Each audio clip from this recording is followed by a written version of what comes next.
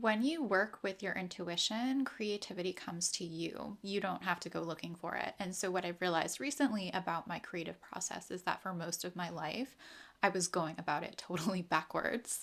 So, some of you guys might know I'm not just a tarot reader, I'm also a writer, and I was in the media industry for a long time. And one of the questions I would get all the time was, how do you get the ideas for the stories? So there were a lot of different ways, but the best story ideas always came to me, not the ones I went hunting for. So when I was working as a journalist, there were lots of times when I was like desperate for a story, right? I was like looking for one, I was researching, I was calling sources. And then when I found one, I was like, okay, now I need to go out there and find out everything there is to know about this subject before I start writing. What I didn't realize was that this entire process stemmed from fear.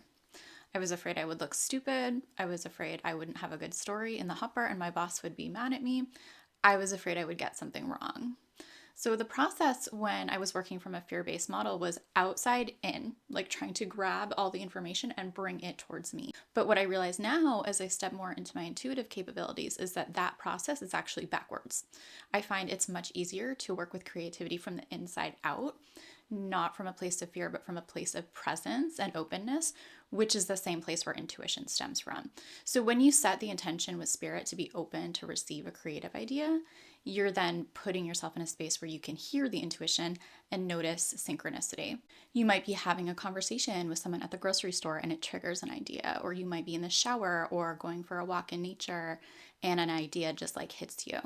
The stories that came to me naturally were always the ones that resonated most with people because they were the ones that came from spirit, which connects everyone and everything. So they had a connective thread running through them that a lot of people could relate to.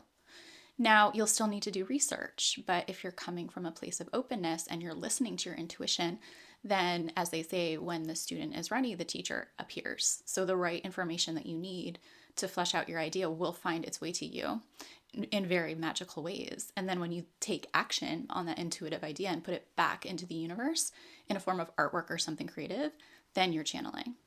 So our society is a very intellect-based society. We're taught, I think, therefore I am. But us in the spiritual community know that it's actually the opposite. It's I am, therefore I think.